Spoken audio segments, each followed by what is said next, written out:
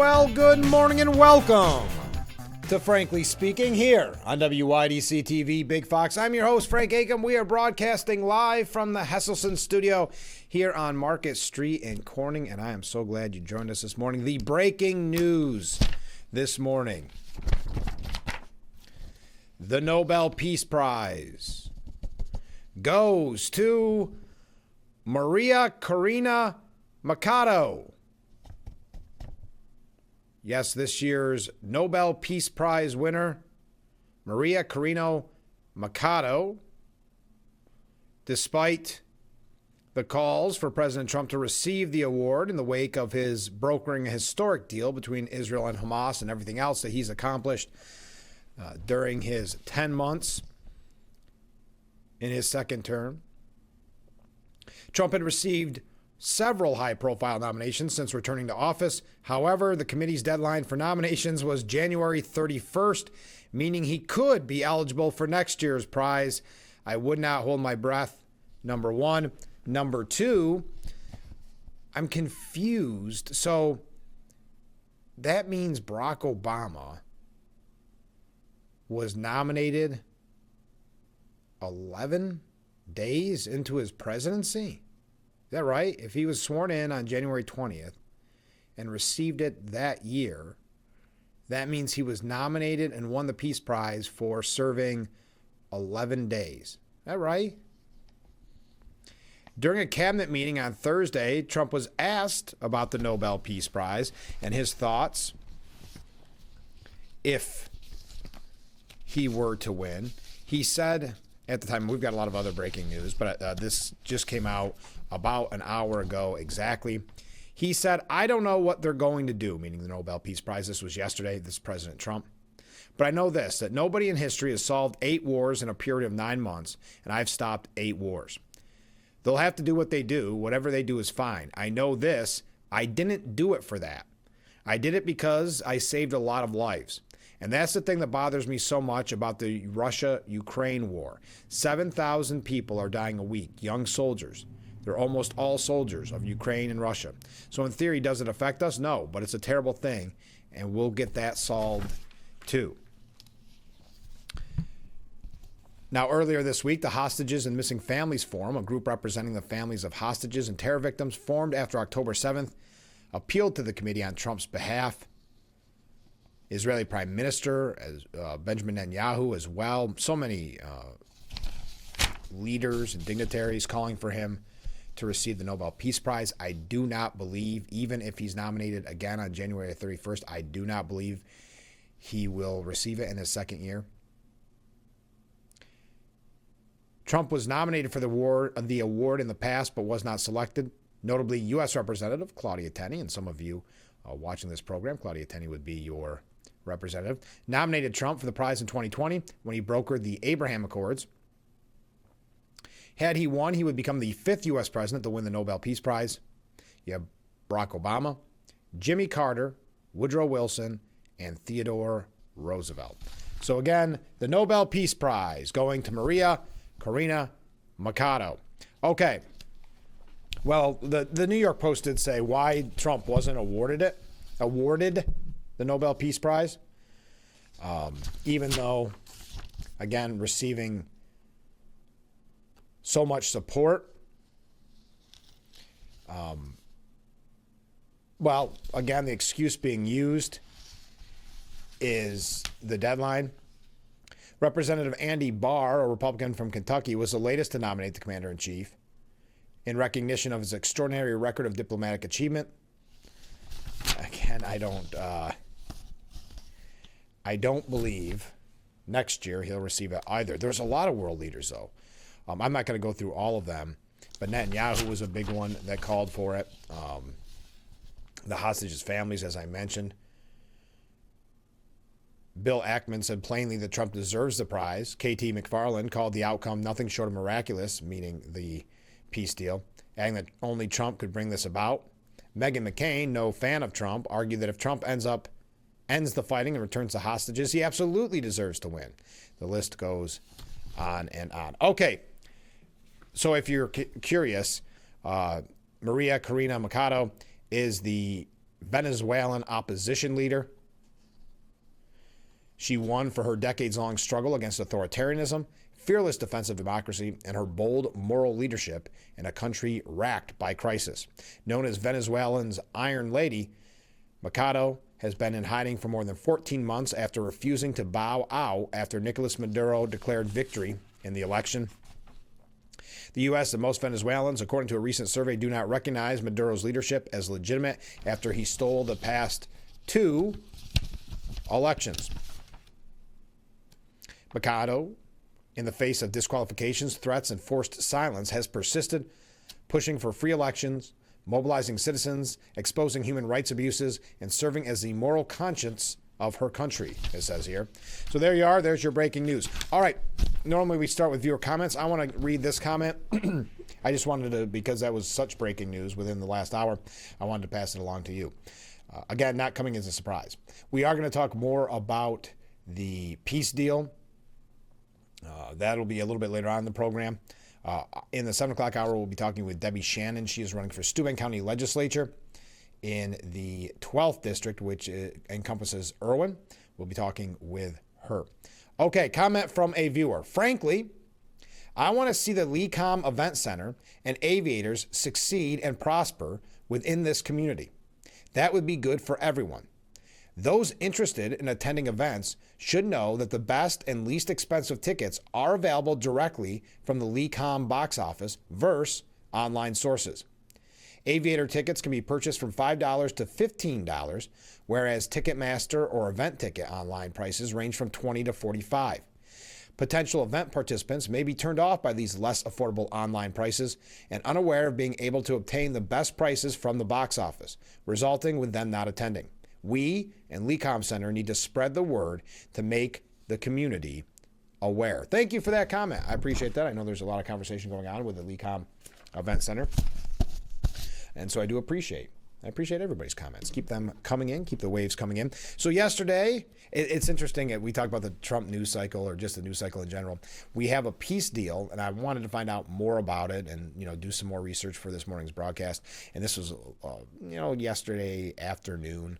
And I'm looking, and the headline was no longer the peace deal, which was historic and broke earlier in the day. It was Letitia James. And if you read, and we're going to talk about it more in depth because I have updates to get to as well. But New York Attorney General Letitia James indicted, and this is from the New York Times, listen to this headline, quote, after Trump's pressure campaign. Her indictment on mortgage-related charges follows a case brought against the former FBI Director, James Comey. We are going to talk about that in depth. Somewhat of a breaking story, though, a little bit old now. We are going to tell you what some people have had to say about it. But I have so many updates and questions I have for you. So I do thank you for joining us. We're going to get to those. Starting with this. We did miss a few days of our streak of bringing up Bad Bunny.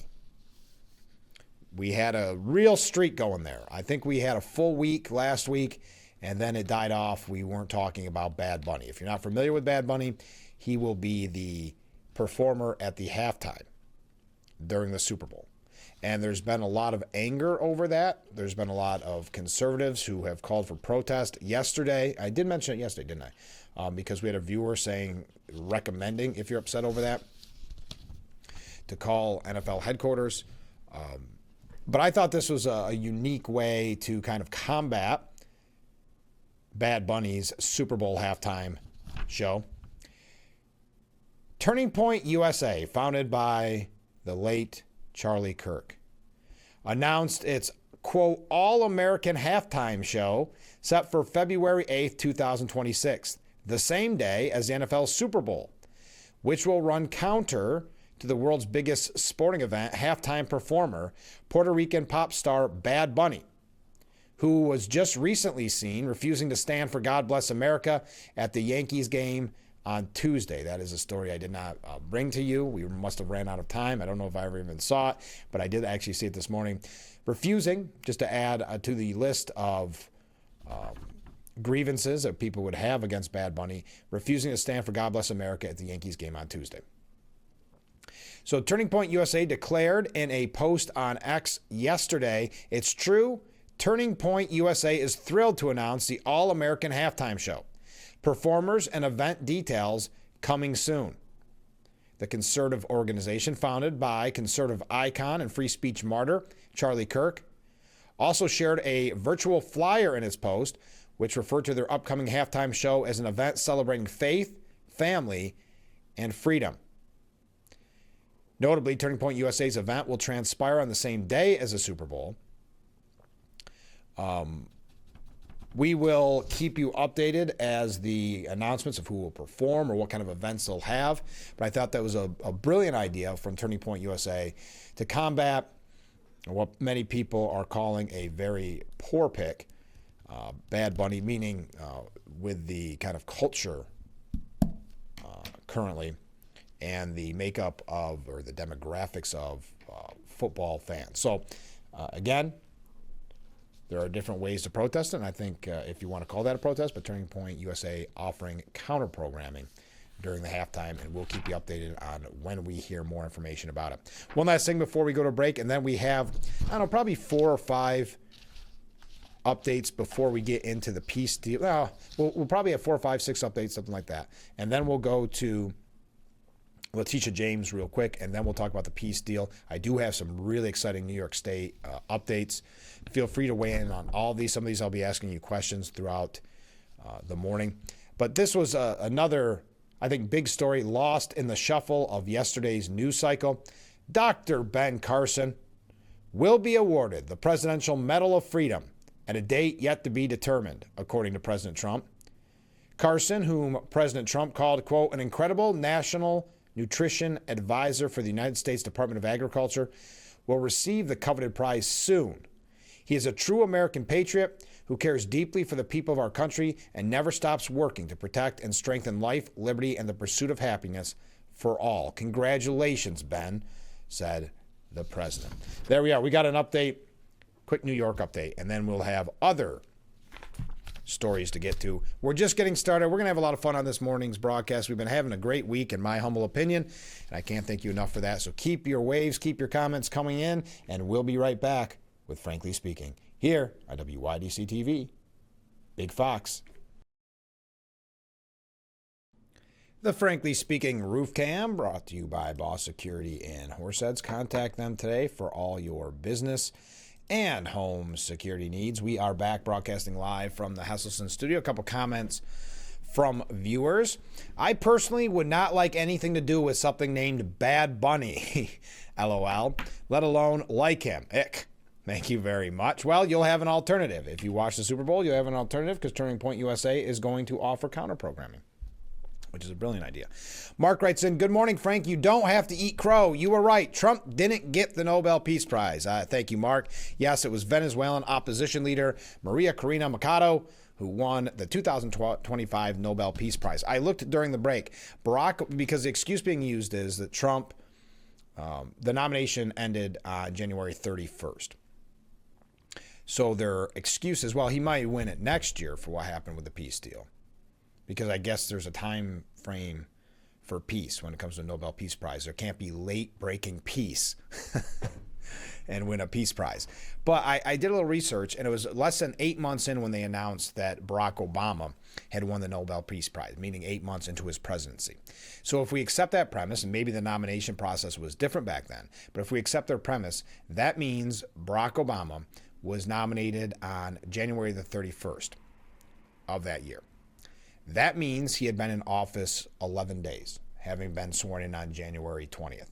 So 11 days into his presidency, he had done enough in the eyes of the Nobel Peace Prize Committee to be awarded the Nobel Peace Prize. But President Trump, who had been working on brokering peace in the Middle East, and all the other accomplishments that he was talking about at that cabinet meeting yesterday. What did he say? 8 wars, these type of ending 8 wars, still working, of course, on Russia and Ukraine. But still, these, and then you go back to the Abraham Accords. But you add all that together, and there is no room for late-breaking peace with the Nobel Peace Prize Committee. And so he will have to wait another year, and then hopefully we are all together on that morning a year from now, and I read somebody else's name, not President Trump's, because I don't see a far-left organization that gives Barack Obama a Nobel Peace Prize after essentially 11 days in office that they'll ever hand one to the President Donald Trump. Okay. This is a big update, and you're probably not going to find it elsewhere. Do you remember Linda Sun, the name Linda Sun? She was once among the highest-ranking Chinese American officials in New York State. She worked for Cuomo. She then worked for Governor Hochul. She was then arrested in September of 2024 after an FBI raid at her and her husband's home, $3.5 million home, by the way, on Long Island. The U.S. Attorney's Office in Brooklyn charged Sun with unlawfully acting as an unregistered agent for the Chinese government, money laundering, and other offenses. Now, I'm curious why this doesn't make more news at a time when the media does seem to want to praise Hochul. Because again, Miss Sun, Linda Sun, worked for Cuomo and worked for Hochul in high-ranking offices. The reason I bring this up, a judge has rejected the motion to dismiss the corruption charges against the ex-aide to Cuomo and Hochul in an $8 million, what they're saying, $8 million PPE scheme. You remember during COVID, the PPEs. Anyway, that's just one of the allegations, because there is the question of how much, and she had a lot of influence over Cuomo and Hochul at the time. They were showing some of the steps she took to censor certain things about China, to protect China. So that's the best update I've had for you in a while on it. We don't really have a lot of updates, a lot of people not reporting on it because, heaven forbid, it looks bad for Cuomo or Hochul.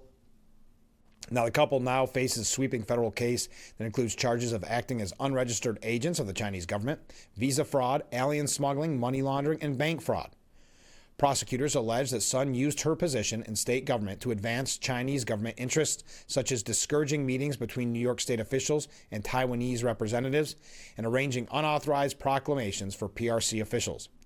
In August of 2024, a grand jury returned a 10-count indictment against Sun and Hu, which is her husband, charging them with fraud, immigration violations, money laundering, and violations of the Foreign Agents Registration Act. Before the court could rule on their motion to dismiss, prosecutors filed 4 superseding indictments between June and October of this year. The case is part of a broader Justice Department initiative to combat what officials describe as Beijing's, quote, transnational repression and influence operations in the United States. That trial is scheduled to begin on November 3rd of this year. So there's your update on Miss Linda Sun. Okay, I've got to ask a question. I know I've been asking it the last couple days. I'm confused. I know we were told that Marjorie Taylor Greene was the most radical of all radical MAGAs. And I know there was a lot of people on this program that had supported her throughout her career because she kind of, I think one of the terms that someone used one time was spoke truth to power or something like that, or fought the good fight. Where is she headed? Is she going down that road of liking the attention, that the positive attention that the mainstream media is giving her? CNN writing a glowing piece. Why? Because it is the John McCain syndrome. And I don't know. I think I've mentioned that in the past. John McCain syndrome is that you will be liked by the media if you always go against your Republican Party. So if you have an R next to your name and you go against your party, you'll be called a maverick in the case of John McCain. You'll be praised by the mainstream media until they no longer need you. Ask Liz Cheney. Until they no longer need, or ask John McCain. When they no longer need you or you're getting too much power in the Republican Party, that is when they will try to destroy you. The reason I bring this up is Marjorie Taylor Greene was on CNN's The Situation Room. Big red flag. She said that Speaker Mike Johnson and Senate Majority Leader John Thune are to, quote, blame for the government shutdown. She said it's not just ACA recipients, Obamacare recipients, Affordable Care Act, whose premiums are going to skyrocket very soon. It has been a disaster for many Americans across the board, and cost of living is so high now. Many of my constituents, many of my friends, and even my own children are finding health insurance to be extremely unaffordable and something that they are having to go without. So I think this is an incredibly important issue. I think it is a crisis. I don't think the shutdown is popular for either side, and so I see the shutdown completely different from maybe my party leadership. And I'm not putting the blame on the president. I'm actually putting the blame on the Speaker and Leader Thune in the Senate. This should not be happening. And I don't think, look, as a member of Congress, we already have a low enough job approval rating. This shutdown is just going to drive everybody's approval rating that much lower. Again, you have a clean resolution, keeping the government open at the rates that they were currently paying. You vote on that, and then you have the conversation as the government's open. You have the conversation about the Affordable Care Act, which is not set to this specific provision is not set to expire until the end of this year. So you have plenty of time to talk about that. Why use that as a cudgel for a clean resolution, a clean continuing resolution? So loving this, host Pamela Brown at CNN's The Situation Room says, so you're putting the blame on the leadership of your party because they want to get that other soundbite. And Marjorie Taylor Greene saying, absolutely, we control the House, we control the Senate, we have the White House. Is Marjorie Taylor Greene really falling in? I mean, she's got to know better, right? Did she buy into the talking points of the media, ignoring the fact that the Senate, that you need 60 votes, which the Republicans don't have? I mean, my goodness, she sounds like one of the media representatives. Absolutely, we control the House, we control the Senate, we have the White House. I don't think it's good advice that a government shutdown is going to help Republicans in the midterms. I don't agree with that. I also don't think it's good advice that Republicans ignore the health insurance crisis that is going on, that is going to be good for midterms. I actually think that would be very bad for midterms. So I don't know, was she duped by the talking points of the left? I would ask Marjorie Taylor Greene, Representative Greene. Republicans control the Senate. Do they control 60 votes to stop the filibuster? I mean, that is woefully, like I said about the media, I've got to say it, and please feel free to weigh in, disagree with me. I've got to say it the same when the media push that narrative. You're either lying to confuse people, or you're just ignorant to the way politics, or I should say Washington, works, the way it's actually run. I shouldn't say works, the way it actually runs. The Republicans don't have 60 votes in the Senate. So she seems to be liking this attention, and now she'll like it even more as she received praise from the far left members of The View. Yes, ABC's The View. They extol the Georgia Congresswoman, long one of the less favorite targets, ones they love to mock and ridicule and say nasty things about, such as looks and things like that. Had no problem with that. Now that she's useful, and I don't want to use the political term for it, but now that she is useful, they love her. It's amazing to me that Republicans so often fall into that trap of liking that attention, liking that pat on the back from the far left journalist, or reporter, I should say, that just got that great clip of her blaming Johnson and Thune. But again, when she's no longer useful, she'll be thrown away. She'll be mocked and ridiculed again. Whoopi Goldberg lauded Greene as a very surprising voice of reason. This is when I worry about Republicans caving. They have a history of it when it comes to the shutdown. She seems to be the only one responding to her constituents, because her constituents are saying, excuse me, we are being affected by what's happening here. And you know, she's not a rich district. She's in a poor district, and her people said, this is affecting us. Either you get us some help or you're going to be put out. This is your job. Goldberg remarked, Greene is the voice of reason here. What the heck is going on? Joy Behar saying the Congresswoman also has a couple of kids who need the insurance premiums are going up, so it's very personal to her. You know, I'll take it. So then Joy Behar even has to put a negative spin on it. Oh, it's only because it's her kids. I don't know. Just your thoughts on it, folks. Alyssa Farah Griffin joked, it's a dark day when Marjorie Taylor Greene is the voice of reason, but you know what they say about a blind squirrel, so I completely agree with her. After Goldberg admitted she never heard the saying. Really? Griffin explained, a blind squirrel finds a nut every now and then. All right. She's found a niche. Interesting. Also, I don't have time to get to this because we're running real late.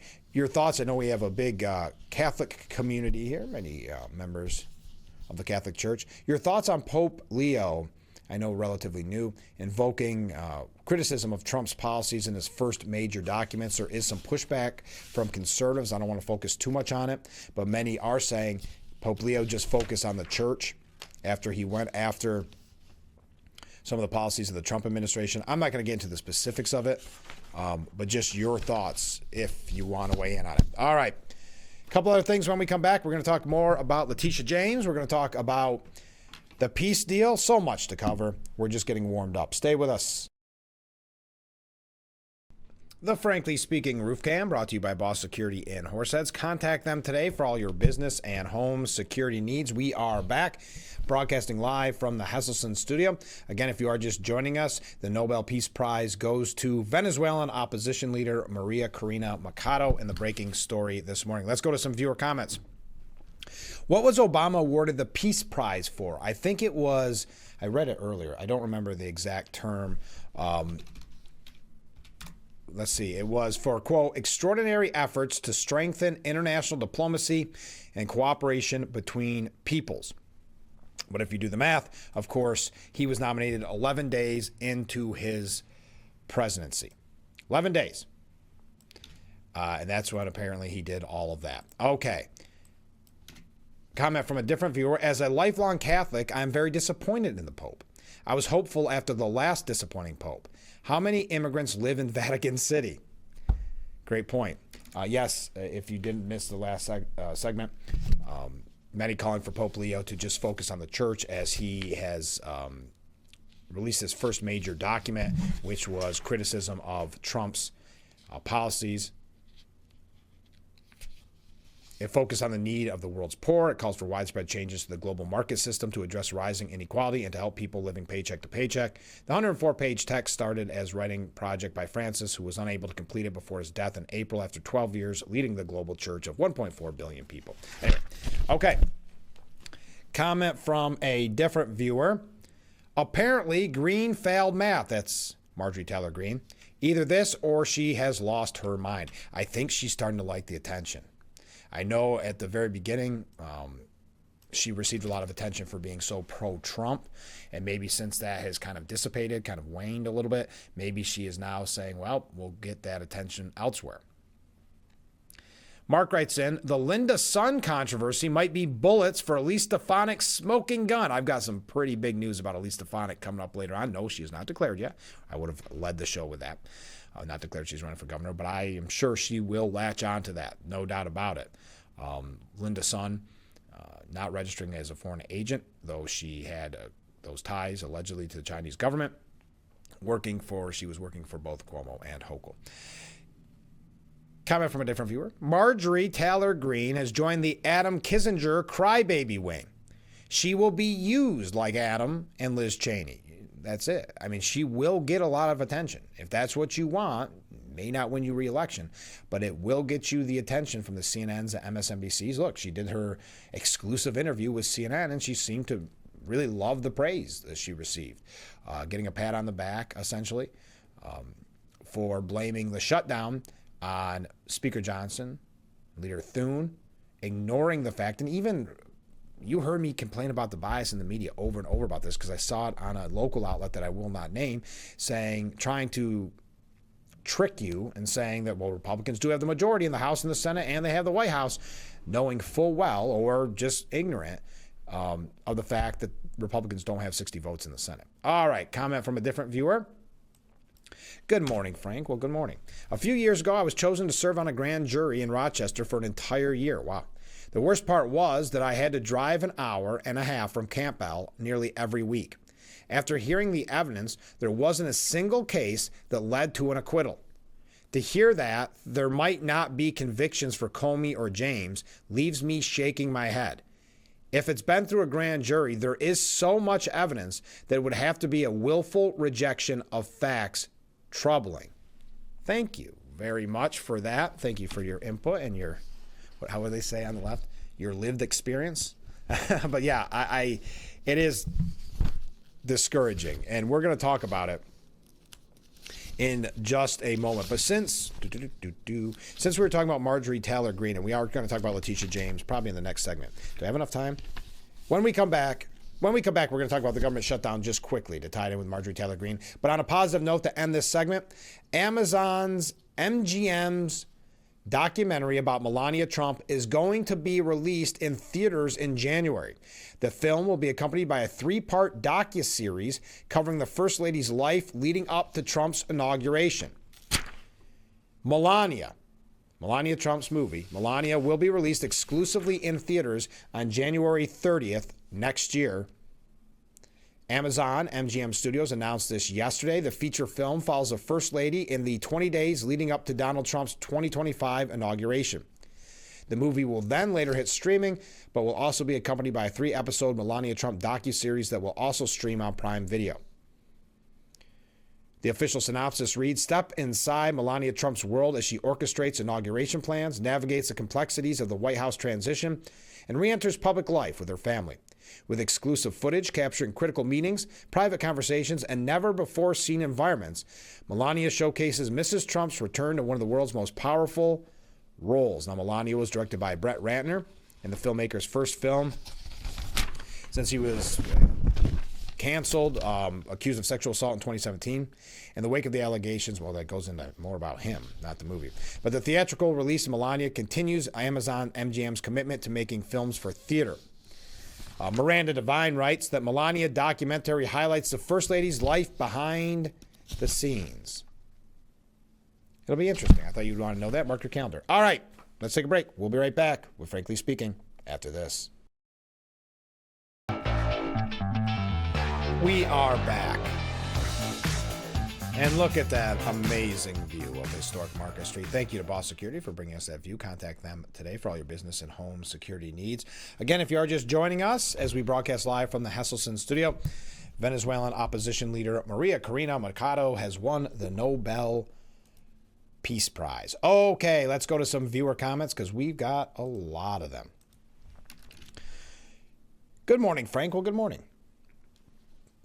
I think that MTG's, Marjorie Taylor Greene's, point is that the Republican leadership should have dealt with this insurance situation already. There are plenty of bills that have never made it to the floor for action on a variety of issues. Well, thank you, Fred, and I appreciate your point. I think there's a better way of her making her point, a better way for her to make her point, because now what she's doing is throwing Thune, Speaker Johnson, under the bus. And this historically is what Republicans do in a shutdown. They historically cave and give in to the demands. I don't disagree with you, Fred. I go back to when Trump won his first term. And we had Republicans talking about how we got to get rid of Obamacare and put in a better plan. And then Trump gets in there and Paul Ryan's got nothing. Nothing, remember? So I understand that point, but there's a better way of presenting that, PR-wise, optics-wise, than to throw your party and your leadership under the bus. That is not what happens when a Democrat is in power. That's not what happens. You don't see AOC throwing Hakeem Jeffries under the bus over the shutdown. The problem is does this start the caving process? And then if they do back off as Republicans, it is a major loss, and it does hurt in the midterm. But to your point, having a better plan out there is not a negative. It should have been done a long time ago, but just better way of presenting it, in my opinion. Comment from a different viewer. Maybe Marjorie Taylor Greene wants a spot on The View. Maybe. I mean, again, I think it goes back to the attention. She likes the attention, for whatever it's worth. We've seen it in her past. So your thoughts. Again, this is why I've started the debate, because I think it is interesting. I know we have Marjorie Taylor Greene fans. I don't blame you. Is she headed down the route of the Liz Cheney's, the Adam Kissingers, at all. Comment from a different viewer. I think the terrorists got out of Gaza and came here to protest. Time to put away the Palestinian flags and go home.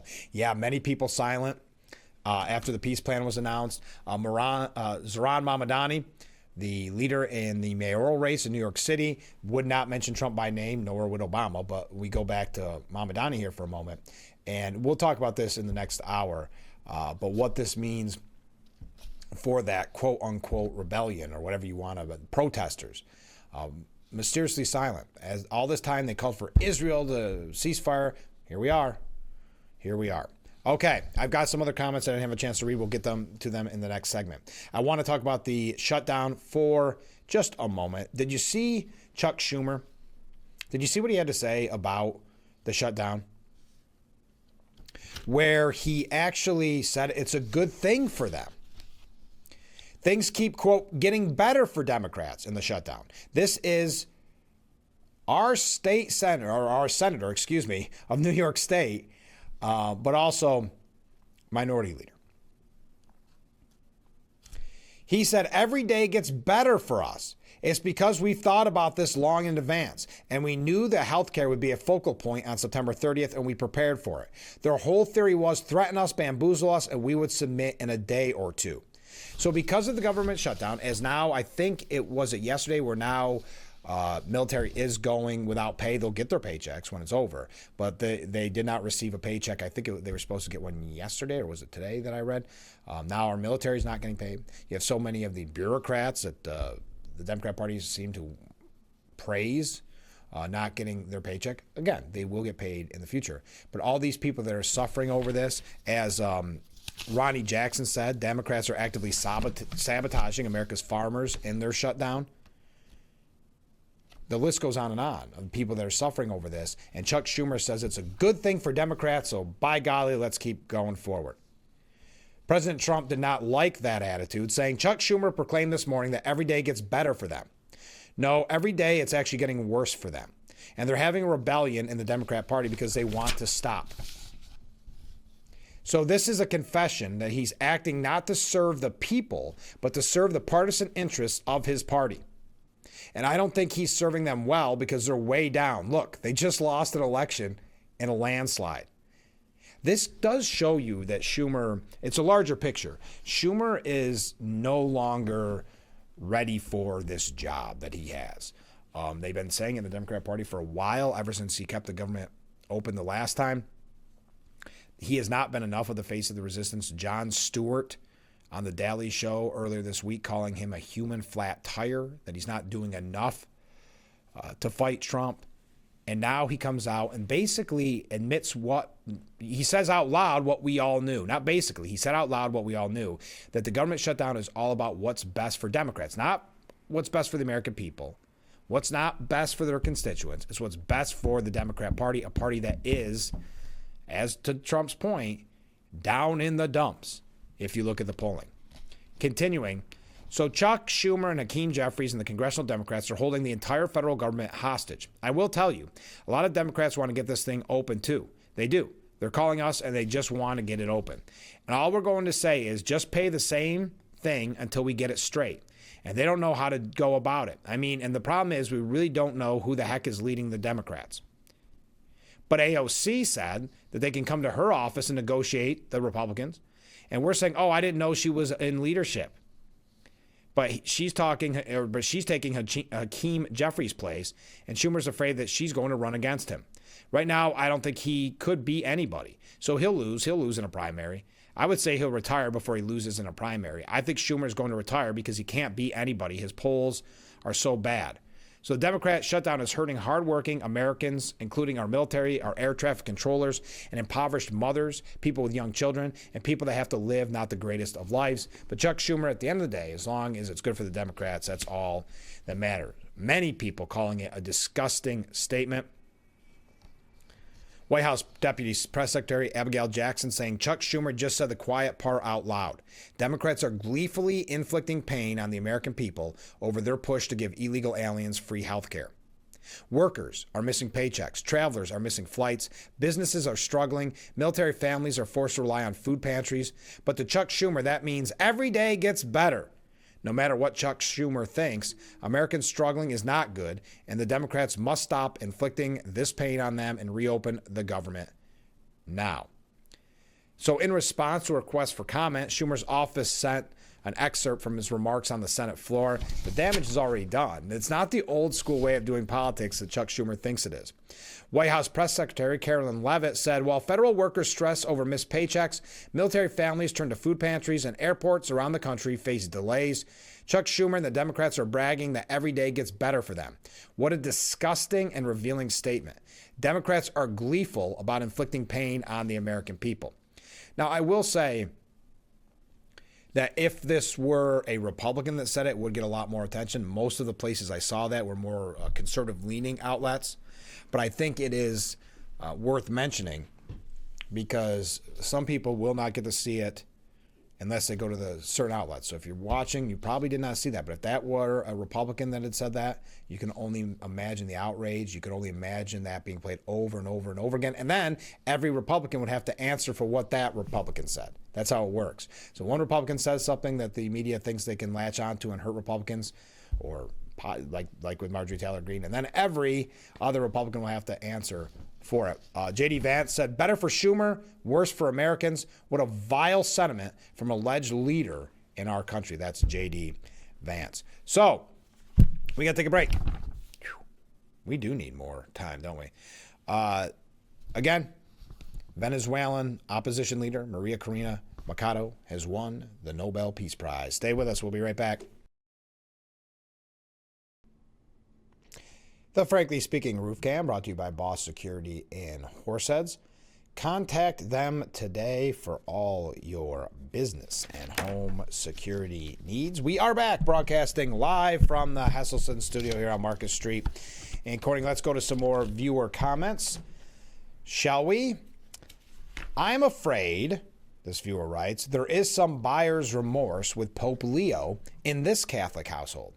It may seem his opposition to U.S. immigration crackdown is motivated out of compassion. However, it sadly defends the U.S. Catholic Church's business model. The U.S. Conference of Catholic Bishops receives over 50% of its funding from the U.S. government, primarily through grants for services like refugee and migrant assistance. Well, thank you very much for that bit of information there. I had heard, and especially in some comments in response to what the Pope said, Pope Leo said, that there has been some buyer's remorse. I think that's a perfect way of putting it. Some people saying focus on the church and not getting political, but I know the last Pope as well was known for getting political. So thank you very much for that comment. Comment from a different viewer. It seems that the Nobel Peace Prize is as acclaimed as an Emmy for costume design. I'd have to Google the winner of that too. Thank you very much. And finally, in this section of our program of reading viewer comments, John Fetterman has really become the face of reasonable Democrats. I'm a Republican, but support his willingness to work for Americans over party. Maybe Dr. Ben Carson could scan his brain for the map to fix Democrats. Thank you very much. Dr. Carson going to receive that Presidential Medal of Freedom. Talking about quickly, one last thing about the government shutdown. Did you see that Mike Lawler, who's been promoting this compromise, it was thought that he might run for governor, and then he's not, most likely going to be at least Stefanik. He's been promoting this bipartisan compromise on the Obamacare subsidies. Well, him and Hakeem Jeffries got in that knockdown drag out yesterday. Well, Hakeem Jeffries must be, in my opinion, signaling that he lost that back and forth because he had to go in for round 2 when Mike Lawler wasn't there. Hakeem Jeffries derided Mike Lawler as an irrelevant individual a day after the two clashed in front of reporters. That's like after a fight and you tell your friends that weren't there, oh, you should have saw it. I beat him up as you've got a black eye and a broken nose. So it seems to me as if we've got a scenario where Hakeem Jeffries not overly confident with his performance in that back and forth, so had to go in after Lawler was not there to make sure that everybody knows he did a good job.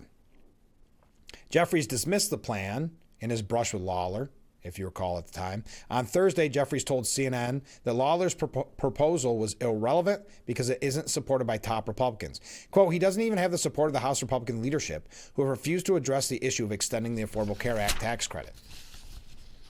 We will sit down with anyone, anytime, any place to reopen the government, negotiate a bipartisan agreement that has to actually make life better for the American people, not hurt everyday Americans. And a meaningful part of that is to address the Republican health care crisis, which includes, but is not limited to, the largest cut to Medicaid in American history. Lawler responded to the article, writing that Hakeem is big mad. Okay, I'm not really sure. There you go. All right, when we come back, Letitia James, stay with us. The Frankly Speaking Roof Cam brought to you by Boss Security and Horseheads. Contact them today for all your business and home security needs. We are back broadcasting live from the Hesselson Studio on Marcus Street in Corning. Thank you for joining us. As we have mentioned numerous times this morning, Venezuelan opposition leader Maria Corina Machado has won the 2025 Nobel Peace Prize. Couple of quick things, and then I got to do some housekeeping. And then we'll talk about Letitia James. I kind of misled you in that last end, and I didn't mean to do that. A federal judge has blocked Trump's Chicago National Guard deployment. Biden appointed District Judge April Perry granted the order in response to a lawsuit against the Trump administration over the president's authorization of 300 Illinois guardsmen and an additional 200 guardsmen volunteered by Texas to protect federal immigration authorities in Chicago amid violent protests. Perry's order prevents, quote, the federalization and deployment of the National Guard of the United States within Illinois for at least 2 weeks, saying, I have seen no credible evidence that there is danger of rebellion in the state of Illinois.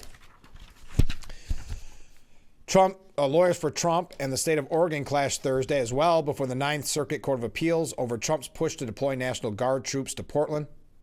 A three-judge panel composed of 2 Trump appointees and 1 Clinton appointee seemed deeply skeptical of the case made by Oregon Assistant Attorney General Stacey Chafin, including her assertion that Trump's description of the violence in Portland were hyperbolic and untethered from reality. All right, housekeeping, quickly. Don't forget, coming up, here, I'm just going to put it up on the screen. I hope you don't mind. I know I've been pushing this all week, but it's very important. Going to be walking in the end to the end, walk to end Alzheimer's tomorrow. I apologize. Got a little tongue twisted there. I hope that if you have the means, I know it's tough times, but if you have the means and you'd like to make a small donation, we've had so many viewers send in very generous donations, and I can't thank you enough. You all know who you are. I can't thank you enough. But please, if you can, they are an amazing organization, and I'd love to thank you. If you want to put your name on, I'd love to thank you. If you don't write it anonymously, I'd love to thank you on the air. But we are going to, I think we're going to not completely hit our goal, but we're going to be pretty darn close. And I'm proud of the work that we've done so far. I'm really looking forward to the walk tomorrow. I'll let you know how it goes on Monday. But we are in the champions bracket, meaning we raised a certain amount of money and showing our support for the Alzheimer's Association. We had those representatives on last week. So I just want to remind you. So I'm going to keep that up on the screen as I tell you a few other housekeeping notes. Coming up in the next hour, we are going to read a Climate Fact Friday from Bob. Thank you. Climate Fact Friday, Bob. We're going to read that in the next hour. Also tomorrow, after the walk, don't forget, Corning, New York's Rotary is holding October Feast. We talked with Stu Samus earlier in the week. Well, that's coming up tomorrow from 10 a.m. till 6 p.m. at the skating rink at Corning Civic Center Plaza. There'll be beer tasting, live music, games, food vendors, just $20, and you can buy the tickets at the door. You must be 21 years of age or older. So the Rotary's October Feast, their first annual, this Saturday, 10 a.m. till 6 p.m. at the skating rink in Corning. So there's a little bit of our housekeeping. Oh, if you missed our great interview yesterday with Kat Flint from Addison as she makes it in the country music industry, that is on our YouTube page and on WYDCTV.com. Coming up in the next hour, we're going to be talking with Debbie Shannon. She is running for Steuben County Legislature in the 12th district, which encompasses Irwin. We're going to get to some of your comments when we come back in a Climate Fact Friday with Bob. And then more on Letitia James and more on the peace deal. And some other things. Stay with us. We'll be right back with Frankly Speaking after this.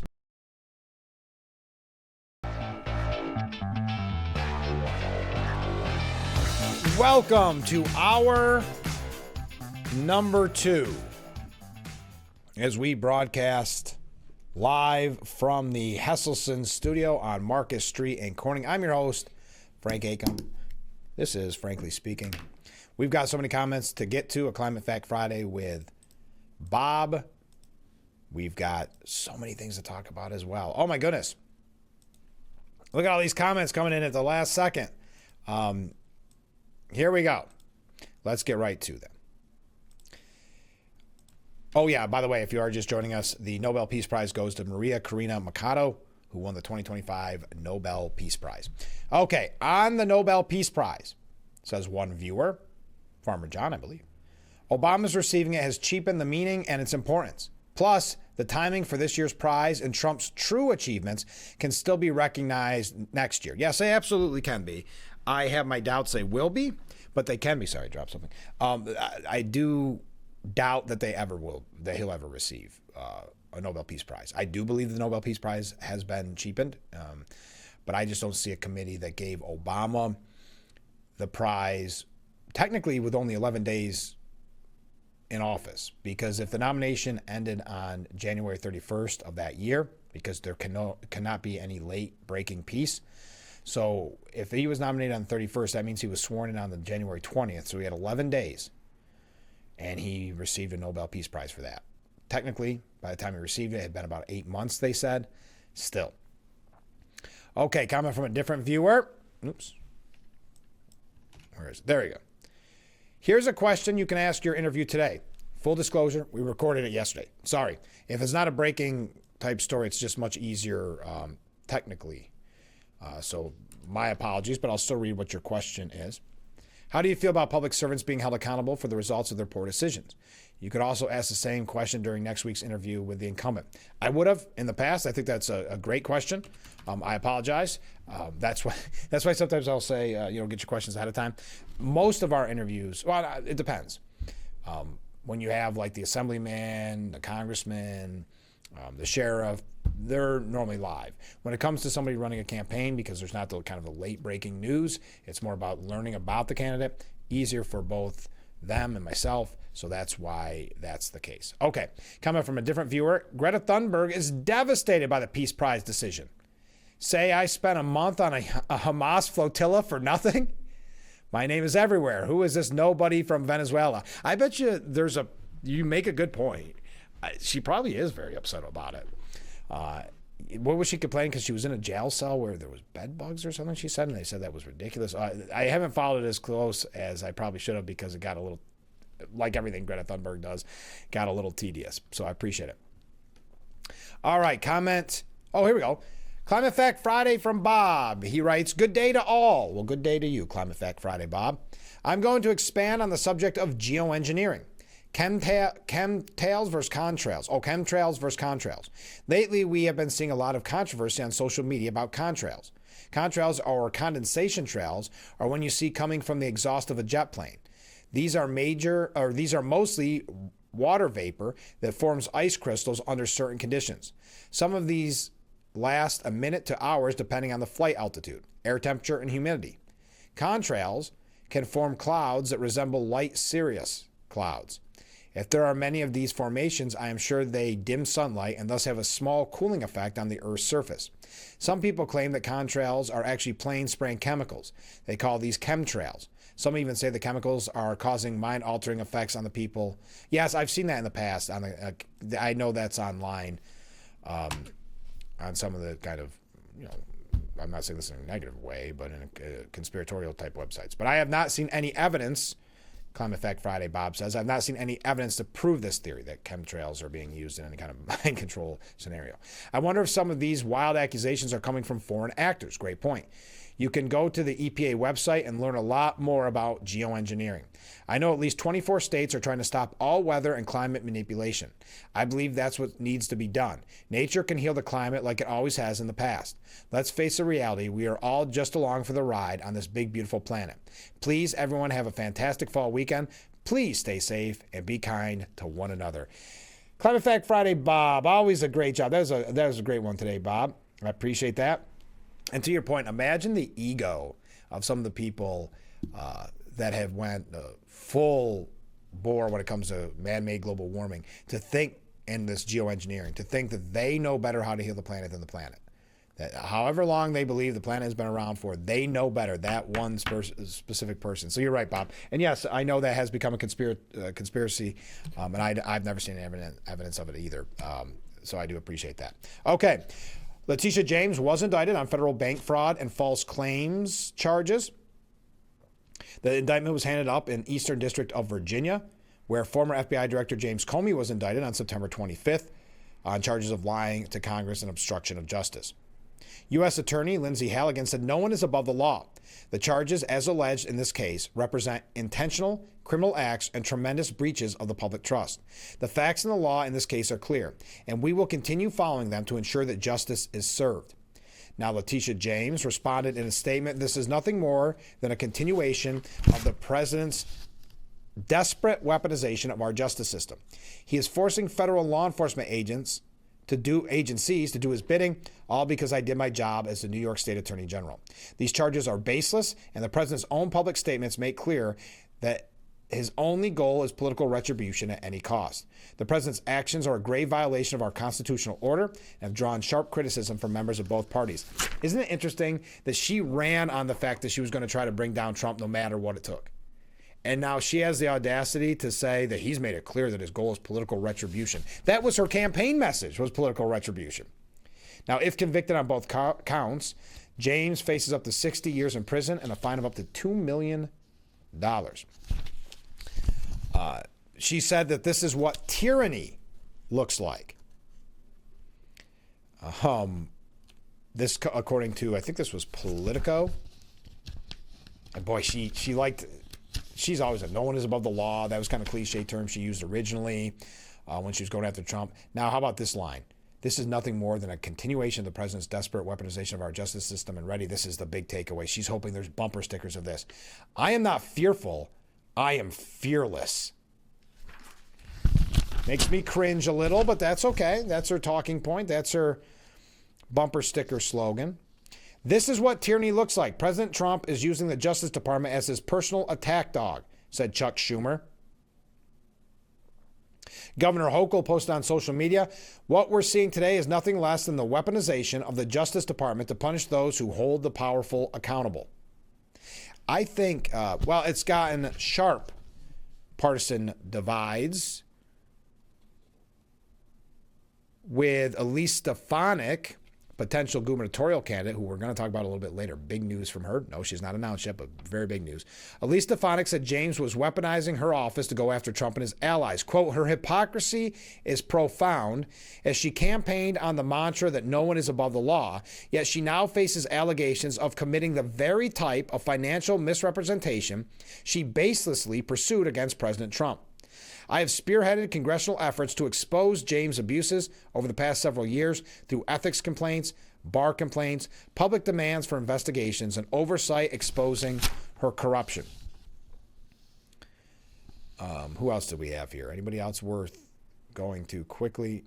Zohran Mamdani praised James as a champion for justice, saying Trump's actions showed fascist tactics, prosecuting his opponents, weaponizing the federal government, and attacking the very fabric of our democracy. I thought, and Ty Cobb, who they love on CNN and MSNBC, he said that Comey and James' indictment brought merely because of Trump's narcissism. Okay. But I thought, who is it here? Ellie Honig from CNN had a point saying the case Letitia brought against Donald Trump indisputably was politically targeted. It backfired politically. It helped spur Donald Trump to the Republican nomination. Trump saying himself, and I'm paraphrasing, I'm one indictment away from the White House. It backfired legally. Just about a month ago, a New York Court of Appeals vacated most of the verdict. They threw out the dollar amount and made it down to zero. However, this is a very important point. The fact that Letitia James targeted Donald Trump civilly is no way vindicates or justifies Donald Trump now targeting Letitia James criminally. It's a concept that a 6-year-old can understand. Two wrongs do not make a right.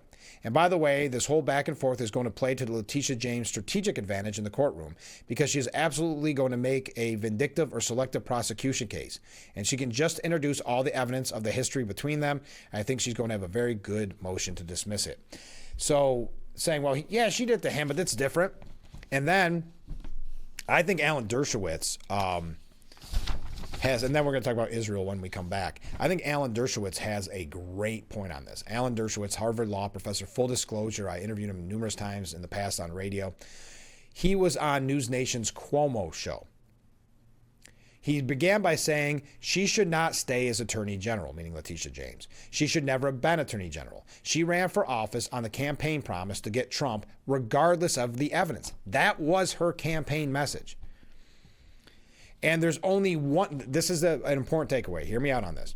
And there's only one precedent to support what Trump has done going after Letitia James. And that precedent is the New York courts upholding her prosecution, civil to be sure, of Donald Trump. And I don't like either of them.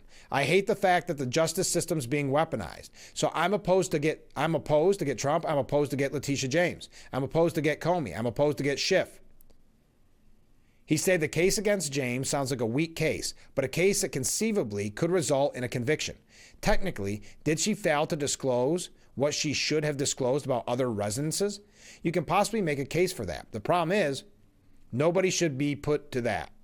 Nobody should be targeted for prosecution based on who they are, what they've said, what they've done.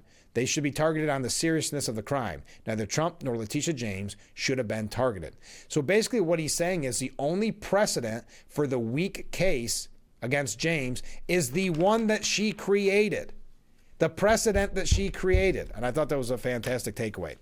All right.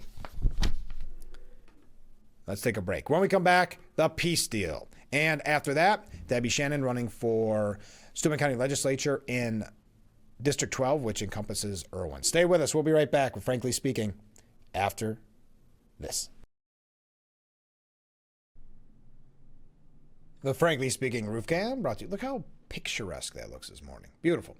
Brought to you by Boss Security in Horseheads. Contact them today for all your business and home security needs. We are back, broadcasting live from the Hesselson studio on Market Street in Corning.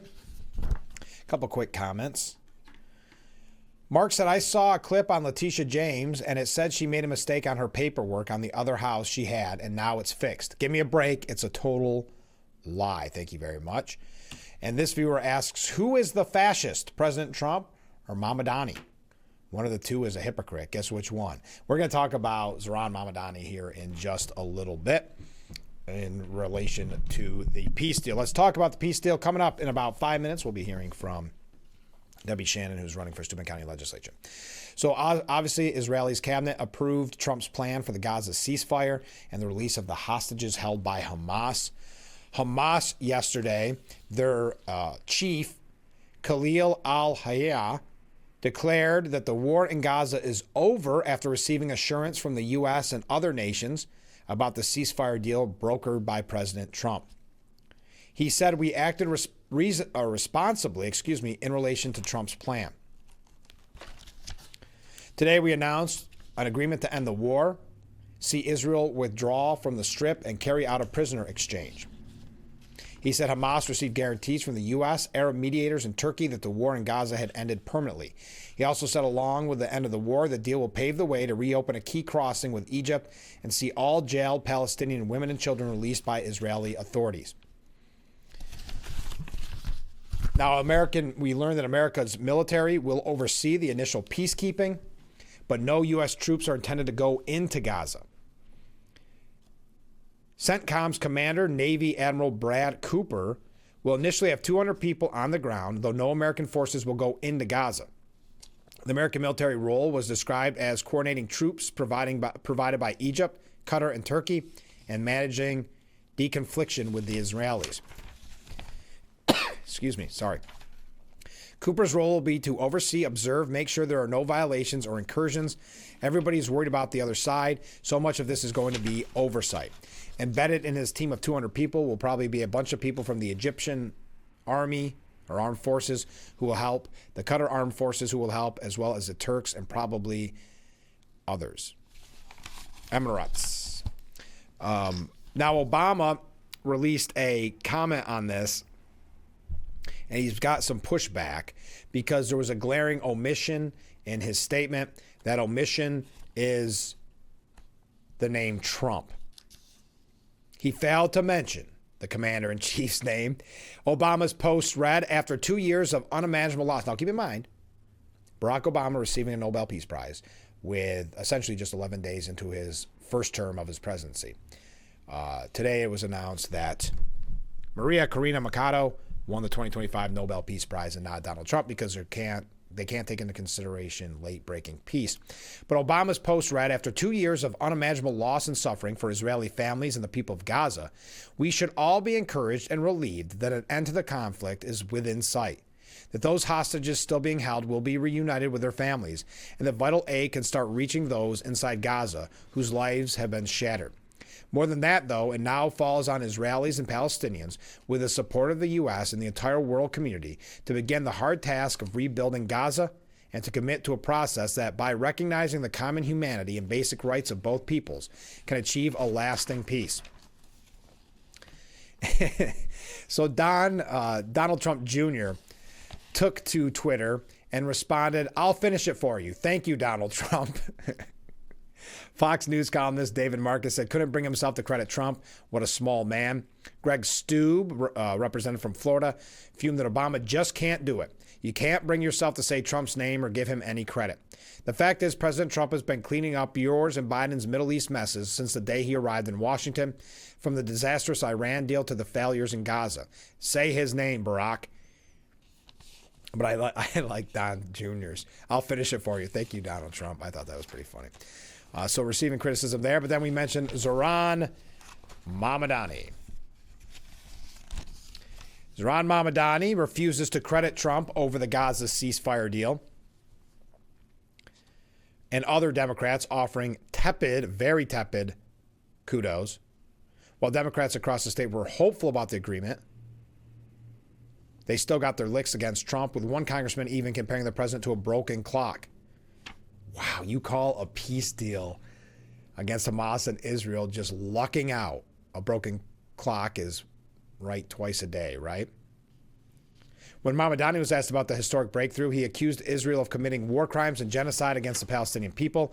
I'm hopeful at the news of a possible ceasefire. I hope that it is lasting. I hope that it brings peace before unleashing the inflammatory message mostly aimed at Israel.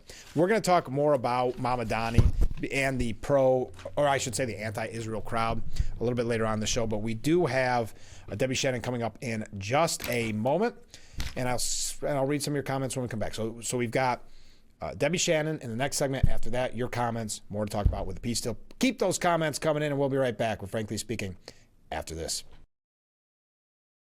The Frankly Speaking Roof Cam, brought to you by Boss Security in Horseheads. Contact them today for all your business and home security needs. Welcome back to Frankly Speaking here on WYDC TV Big Fox. I'm your host, Frank Aiken. We are broadcasting from the Hesselson studio, and in that studio this morning, running for Steuben County Legislature in District 12, which encompasses Irwin. Debbie Shannon, welcome to the show. Thank you. You were on before, but for unrelated issues. Yes. Let me do a full disclaimer. You are running in the district that encompasses Irwin, as I mentioned. I am an Irwin resident, and I'm also on the Irwin Town Council. So what we'll do is we will have your opponent, and all of these are going to be as close as possible to the same questions. Okay? Perfect. We want to make it as fair as possible. Thank you. All right. So tell us a little bit about your background for those who haven't had the opportunity to meet with you yet. Okay. I grew up in Corning, born and raised here. I went to East High School. And as I was telling you earlier, I grew up in a household where my dad was a conservative Republican and my mom was a liberal Democrat. And that we had, over the table, they had very spirited discussions, but it was always respectful. Mm-hmm. And that's what they taught me and my sister. Sure. And anybody who's out there who's married or has a sibling or a coworker or whatever, you're not going to agree on everything. That's human nature. How you come to the table is how it works. So so we were taught that, and we were always taught be useful and be kind.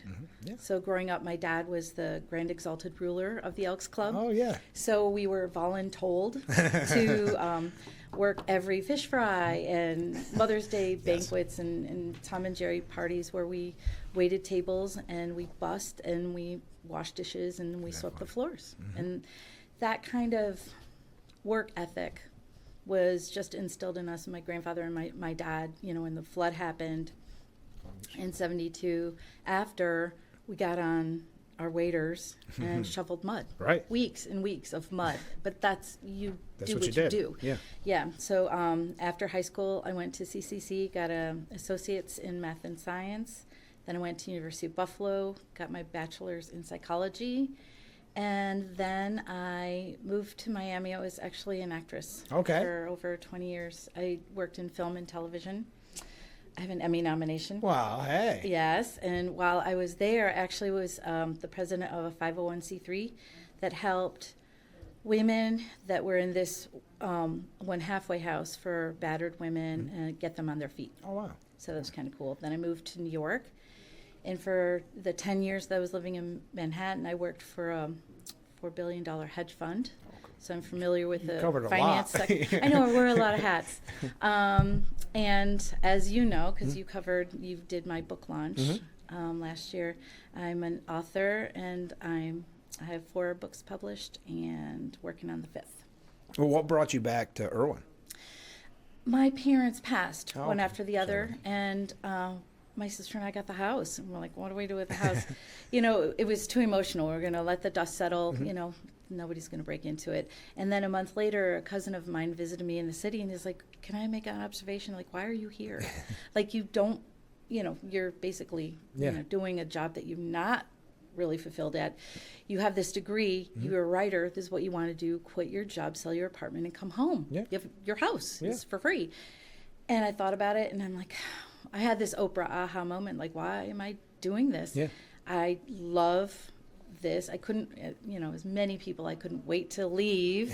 That's and how it then, works. like a lot of people, like Salmon, coming back, it was the best decision I could have made. And my sister did the same. She was working outside of D.C. for a government contractor, and moved back, and we now are living together. Isn't that great? Yeah. Well, why did you decide to run for Steuben County Legislature, again, District 12?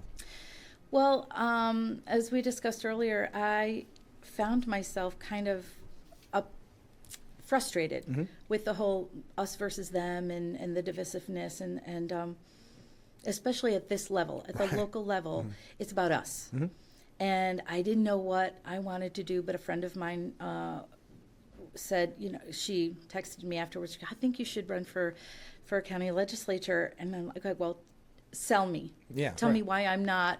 What do I bring to the table? And we had this discussion. She said, everything that you just said is why you should run.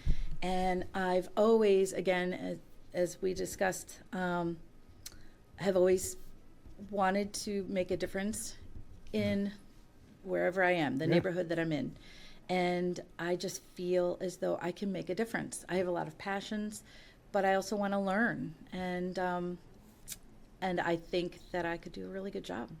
When you talk about kind of your platform, right? I got to ask that. When you look at what you may be facing if you are lucky enough to win the legislature position, what are your goals and platforms? The first goal, probably the better part of a year, is to listen and to learn.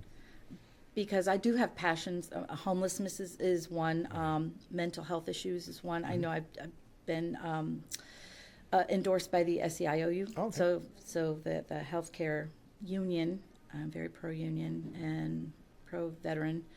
I think that we need to protect our farmlands. That's important for me, and because I think the farmers are aging out, and I think it's really important for kids to know where their food comes from, and Absolutely. to actually get excited about that sector. So, but again, I have these passions, and if I'm lucky enough to get the position and to get on a committee, I'll go in like full steam. Homelessness is another. I know the Bridge of Hope took the old Landos and vacant property, and now they have housing. They're expanding, I understand. They're expanding. Yeah. I someone know told me that there's a proposal for an apartment complex in Irwin near Oreen and But I don't think that's Drive. through them. Yeah. No, it's a proposal. It's not up and running yeah. or anything. But I think that there are certain things that there's a prevention coalition that's trying to educate kids to not get them to take drugs. So there are things that I'm really passionate about. But first and foremost, I think.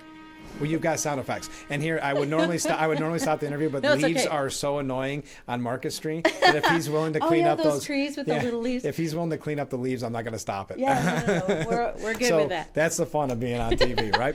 But yeah, there is obviously a lot of issues. What do you think you want to take your time getting in there and learn, and there is a learning curve to any position like this. Absolutely. But what issues do you see yourself maybe having to deal with if you are elected? There are some really, really important issues. I think PFAS is a that's big interesting. thing. Because again, I think as we discussed, because my dad and my mom had these very respectful discussions, this is where I think people need to not be, this is my way or the highway. There's a solution for everything, and we need to come to the table. I do believe that the farmers have a right to farm. But there's also a situation where PFAS is a forever chemical that's hurting not only their soil but the water and blah blah blah. Yeah. He's okay. He apologized in his own way for doing that right there. It's okay. Yeah. But I think that that's really an important issue that can be that all parties involved could come to the table and maybe come to a solution. Well, and that's interesting because Mike Valino, who won his primary, because he had been talking about sludge, and that was a major issue, the same concept. Sludge fertilizer, So that's, I know that he's taken that very So far. I know that that's a really important issue. I know homelessness is an issue. I know drug usage, mental health is an issue. There are a lot of things that at this local level, we can forget about Washington. Washington will take care of itself, Yes. right? But as we discussed, and this is why your show is so important, because you want to stress how at this level, at the local level, the rubber meets the road. Yeah. And this is where things happen, and this is where decisions are made that will affect your life, your livelihood, your family, and your health. So it directly affect you. I Directly. know I say it on the program a lot, Directly, but really a vote being made on a Tuesday night town board meeting can affect you the next week. The next day. Next Yeah, day. yeah. And again, we all like the national stuff. We all watch it. But at the end of the day, is it going to affect you? Maybe sometimes it's years off. Right now, all of a sudden that big business is in your backyard, and you said, "What happened?" That's why people have got to pay attention. That's why they've got to know who they vote for. And we make that a very important part of this program. We hope, and so that's why right now I'll do a PSA. If you're running, contact me. We'd love to have you on to spread the word. So I guess the biggest, and this kind of ties in a little bit with what you said about farming.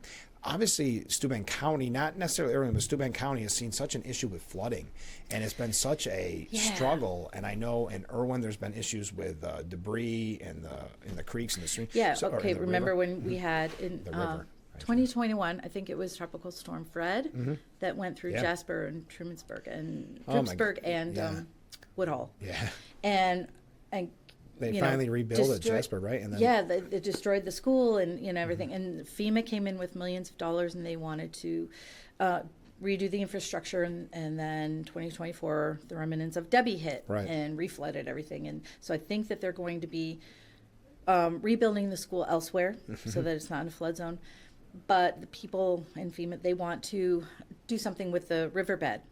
DEC says, not so fast. Right. Because we have an environmental situation. And again, this is where I think when you discuss, get the parties together, have and the get them at conversation. the table and have a conversation. Okay, well, can we do some things? We don't have to take a bulldozer Right. or, is there something that we can do? And I always find that there's a solution to every problem. Sure. You just have to Yeah. have to talk it out. And the other major issue, and we talk about it on the program quite a bit, is with Sheriff Adler. And obviously there's a recent appeal. Just your thoughts on kind of that scenario. We've been through it from the beginning on the program, but your thoughts overall on the county and the sheriff. My thoughts. First of all, we could the take up the sheriff, whole show, probably. Yeah, right, I'm exactly. sorry, that's a big question. Exactly. No, first and foremost, I won't take too much of your time, but the sheriff is elected. He can't be fired, and he was elected. And from what I gather, because I'm not on legislative body yet, but from what I have read and heard, there's some personality issues. He wanted to use some disciplinary action for a certain thing or things, and he's going by the Sheriff's Association rules. Those are his rules, and this is how we do it, and this is what I was elected to do. Right. You hired me to do this, and people on the county or legislative board were like, no, we had these things. We want you this way, and they were butting heads, and it got to the point where attorneys are involved and the courts are involved. The sheriff is doing what he needs to do. Right. I support that. Yeah. So, and I think that now that it's an appeal, the judge sided with the sheriff. Yes. As well. He should, I think. Yep. In my opinion, you're asking my opinion. It's Yeah, my that's opinion. exactly it. And I think that it's now an appeal. I think way too much time and money has been spent on this, when I think parties could get together and just talk about their issues instead of trying to one up. Yeah. You I know, understand. that's my thought. Yeah, oh, I like it. So overall, how has the campaign been going? Any surprises? I've had people, and it depends on who you talk to. Right. There's some people that are like literally terrified, and I think that's the bleed down from the national level. Sure. But of course, they're like, I'm going to lose my health care, or is our hospital going to close, or I'm worried because I'm a farmer and are my worker's going to whatever, who's going to pick the grapes. I think that's going to inevitably happen. The Local conversations, issues may be affected by national issues. True. But I think I've just been knocking on doors. I sent out a postcard. As you know, you got my postcard. I So I did. sent out an initial, hi, this is who I am, this is what I want to do. And been knocking on doors. I'll soon put up yard signs. I'm going to have a couple of meet and greets that my campaign manager is organizing now. And then I'll send out a final broad strokes to everyone, Republicans, Independents, Democrats, doesn't matter, because I think at this level, it's, again, I'm so passionate about it not being us versus them. Sure. And just because you may vote differently or think of a solution differently does not make you an enemy. We're not enemies, we're neighbors. Have you found voters, I know you mentioned the national stuff, that's inevitable. People Yeah. talk about that, no matter, even when I get petitions signed. What are they seeing at a local level? Has there been anything specific that's maybe got your attention? PFAS. Yeah. Okay. That's a big Interesting. one. Okay. That's a big one. The sheriff, they're anxious, I guess, because they don't know. They see on the news about ICE, and so they're thinking, is Sure, this that going to was it. happen? Is this going to be Chicago? Is this going to be Portland, or whatever? I may think they don't know, and it's maybe fear of the unknown. So those are some of the issues that I've. The two main issues that I've heard. Gotcha. Yeah. Now, how can people, we have your website on the bottom of the screen. How can people help, find out more, volunteer, those type of things? Just go to your website? Go to my website, DebbieShannonForIrwin.com. Yeah. Debbie Shannon, F-O-R, Irwin.com. Yep. And I also have a section where you can contact me at DebbieShannonForIrwin@gmail. Okay. And my main thing is I want to listen. I have these passions. I am a strong supporter of the Constitution. I honor veterans and the unions, and I just hold them in such high regard. And I just think that we can do it if we just work together. How much stronger we can be, and how much can be done if we just work together. And so I have an area in my website that you can contact me to. All right, here's the $1 million question, and no one has an answer for it. Oh. How do you get out the vote? How do we get people out to vote? That's a great question. Say you didn't expect that one. I think this could be a situation where there's passion here on both sides, and I welcome that. Good. Okay, now the billion-dollar question. What do you say to voters before they head to the voting booth on November 4th? Vote for me. There you go. Perfect way to end it. All right, thanks for being on the show. We'll talk again soon before Election Day, okay? Thank you so much, Frank. Of course. We'll be right back with Frankly Speaking. Stay with us. The Frankly Speaking Roof Cam, brought to you by Boss Security, excuse me, in Horseheads. Contact them today for all your business and home security needs. We are back, broadcasting live from the Hesselson's studio. Let's go to some viewer comments, shall we? Ken writes in, let's think for a second. Maria Mikado, now keep in mind if you have not heard the breaking news this morning, Maria Corina Mikado won the 2005 Nobel Peace Prize. So back to Ken's comment. Let's think for a second. Maria Mikado has worked for a few years to try to bring democracy and peace to Venezuela, and to date has not succeeded. Trump has succeeded in stopping 7 wars around the world, close to stopping an 8th war, and still working on stopping a 9th war, saving hundreds of thousands of lives around the world. Yep, Maria was the best choice for a body of world figures that obviously have TDS and don't want a climate denier to win. Thank you, Ken. Thank you for that comment. Again, I guess because of the deadline on January 31st, there can be no breaking peace in the minds of the Nobel Committee. Comment from a different viewer. I want to see aid go to help the Palestinians, but only for their needs. Do not stock the tunnels for future use. Thank you. Comment from a different viewer. Speaking of broken clocks being right twice a day, given the facts, the Democrats don't come close to even the record of a broken clock. Thank you very much. All right, we were talking about the peace deal. David Hersani has a very good point on this, saying everyone understands that slogans such as Free Palestine and Ceasefire Now are just euphemisms for Hamas victory. Never has there been more evidence of it this week. Take New York City Democrat mayor candidate Zohran Mamdani, the rising star in the left. He has publicly demanded a ceasefire in Gaza at least 25 times since the October 7th massacre, a slaughter he recently referred to as a war crime rather than what it was, a terrorist attack.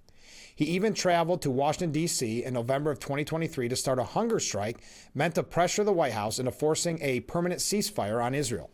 But when Trump announced that Israel and Hamas had both signed off on the first phase of a peace deal, the candidate had nothing to say. After 24 hours, Mamdani finally released a mealy-mouthed statement, both sidesing the war. Most of his allies haven't even bothered to do that much. As of this writing, ceasefire champion Bernie Sanders, who has spread the Gaza genocide hoax hundreds of times to his millions of followers, has said absolutely nothing about the Trump deal. Same goes for AOC, Elizabeth Warren, Rashida Tlaib, Ilhan Omar, etc., etc. It seems awfully curious that the people who have made Gazans a central political cause do not seem at all relieved that there's at least a temporary cessation of violence. After all, they've incessantly told us that there is a genocide going on and mass starvation was right on the horizon. Why aren't there widespread celebrations across Western cities and college campuses today? Why aren't ceasefire now activists throughout the world, throughout college campuses, everywhere, again, showering Palestinians with hundreds of billions of dollars of aid to rebuild even if they started another war? Why aren't they celebrating the fact that food and supplies will flow to the hungry without Hamas stealing them? You know why. Like many pro-Palestinian activists, Mamdani, Sanders, AOC, they are willing to see the suffering and death of Palestinians in the cause of eliminating the colonialist Jewish state. There was a ceasefire in place, and this is a note that people ignore that are the quote-unquote pro-Palestinian crowd, which is there was a ceasefire in place on October 7th, 2023. No one Israeli soldier was in Gaza on October 6th, 2023. Before Israel had even begun to retaliate for the massacre, pro-Palestinians were marching against Israel across America. Those marches would soon become fixtures on college campuses and in progressive cities. The media often highlighted the big Ceasefire Now banners that were unfurled at these events, avoiding, as best they could, the genocidal slogans of From the River to the Sea and Globalize the Intifada and so on that actually dominated the protests. For many media types, ginning up anger at colonialists and Jews was a lucrative business. Free Palestine was always a cheap virtue signal. Those who threw it around never have to suffer the consequences of the extremists they support. The sad reality is that they have succeeded in ratcheting up anti-Semitism in the West. At the same time, however, the target of their ire, Israel, has been winning in the Middle East. College students can continue with their junior varsity Hamas jamborees, but over the past 2 years, the extremists in Gaza have been decimated as a fighting force. The plan still offers a huge opportunity for Gazans to accept their neighbors' right to exist. There could be peace, no thanks to the ceasefire now crowd. And Mamdani won't praise Trump for the Gaza peace, actually still blaming Israel in many instances for everything, again, ignoring the point that there was a ceasefire on October 7th. The New York Post editorial board says that there's no doubt that Mamdani was wishing that Israel was the one that surrendered. Asked if Trump deserves credit for the deal, Mamdani, his aide, referred reporters to his remarks of, "I'm hopeful at the news of a possible ceasefire and that it is lasting." He also lamented the tragedy with Hamas's horrific war crimes on October 7th and the Israeli government's horrific war crimes since then leading to the genocide of Palestinians. That is, he fell back on his usual Israel bashing, despicably equating Hamas's terrorism with Israel's total legitimate response and flat out lying that the Jewish state was committing a genocide. And of course, not a single word about Trump. The anti-Semitic mayoral wannabe just won't be happy until the Jewish state is gone. In Israel, by contrast, the jubilation. Have you seen the videos? It's amazing. It's remarkable. Just the pure joy and the explicit gratitude to Trump. As a matter of fact, the Jerusalem Post has a really moving cover if you get a chance to see it. It's all the photos of the hostages shaped to form the outline of, or the bust, I guess you would say, of President Trump's head, with the headline saying he's bringing them home. But back to Mamdani. They danced even in Gaza, yelling Donald Trump, the residents shouted. Overjoyed, the 2 years of Hamas-fueled hell appears to be ending. World leaders gave Trump plenty of credit. Heck, even a lefty MSNBC panel and the Washington Post's David Ignatius lauded the president over the remarkable peace deal. The kudos are absolutely warranted. Getting both sides to agree to terms, even in principle, to have the hostages returned and move toward peace was surely no easy task. Don't expect Mamdani to applaud Trump unless the president somehow brings an end to Israel. Now, Israel's speaker hails Trump as the peace president, and that has been a common refrain, the peace president. Ivanka Trump thanked her father for peace. As the Post said, peace in Gaza so far so great. Yes, it does get tougher from here. We know that. They're talking about the release of the hostages. President Trump has said Monday or Tuesday.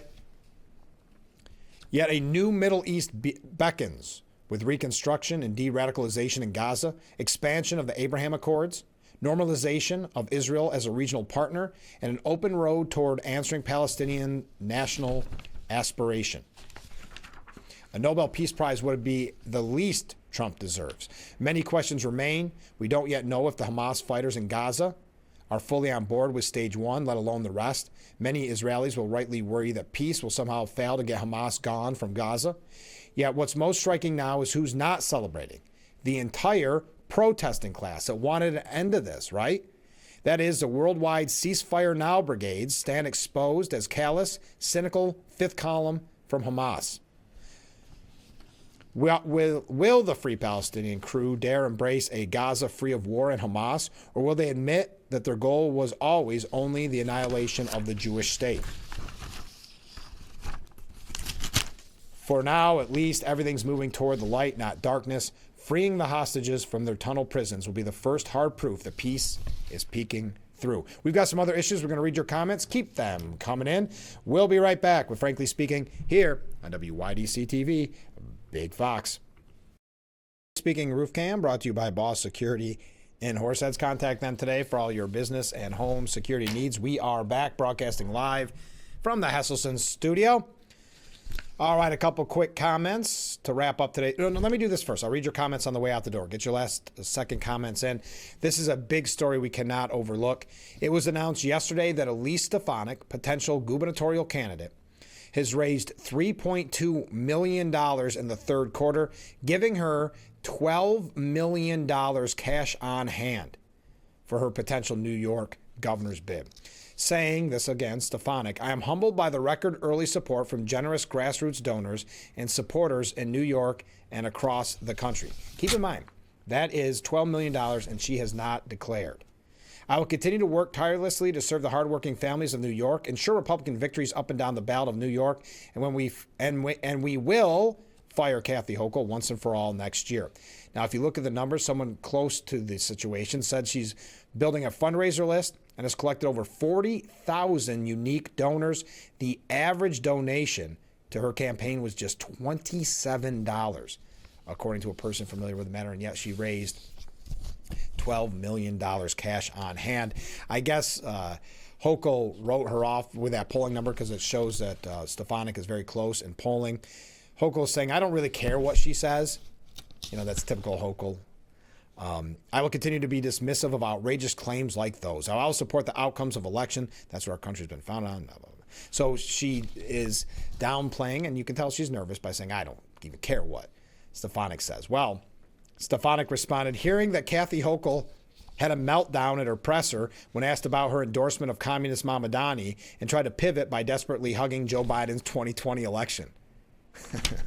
Now it is being reported that she will declare whether or not she's running for governor after the election results regarding Mamdani's race. Well, that does it for today's edition. Let's go to last-minute viewer comments. Morning, Frank. Well, good morning. What I don't really understand, we got all the protests over the war in Gaza. We have so much going on here in this country now. We spend so much money over there. People, you got to think of the money we spend over there that comes out of our pockets. That's our tax money. That's what the government spends, okay? Comment from a different viewer. I hereby nominate President Trump for the People's Peace Prize. Another great show. Have a great weekend. Comment from a different viewer. It was nice to see you at Motown for Mo's benefit concert. It was nice to see you too. Thanks for writing in. That was a blast. That was a good time. And finally, good morning, Frank. Good morning. Just a little plug here. Church men's breakfast at the Woodhull Community Church. 8 a.m.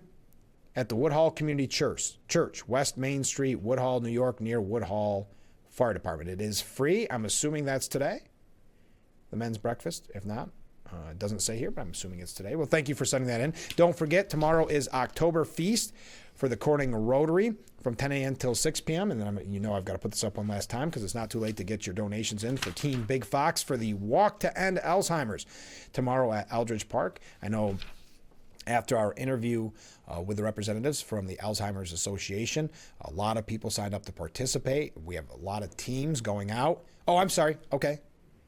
Throwing a little hitch in this. The free men's breakfast at Woodhull Community Church is 8 a.m. tomorrow morning. So tomorrow morning, Saturday, at the Woodhull Community Church, West Main Street, Woodhull, New York, near Woodhull Fire Department. Thank you for the clarification. I appreciate that. Back to the Walk to End Alzheimer's. Yes, I understand there was great surge in participants, so we appreciate everybody who signed up, appreciate everybody who donated. It's not too late to donate to the team, but thank you to all the viewers that already have. It means so much to me because it is an amazing cause, and if you look at the website, you'll see how little goes to outside factors other than Alzheimer's research. So a great organization, proud to be a part of it. I'll let you know how it goes on Monday. We'll be out there walking in the cold on Saturday. All right, have a great weekend, everyone. I'm going to keep that up right on the way out the door. We will see you bright and early Monday morning starting at 6 a.m. for Frankly Speaking, only on WYDC TV Big Fox. Have a great weekend, and we'll see you bright and early Monday morning. I look forward to it already.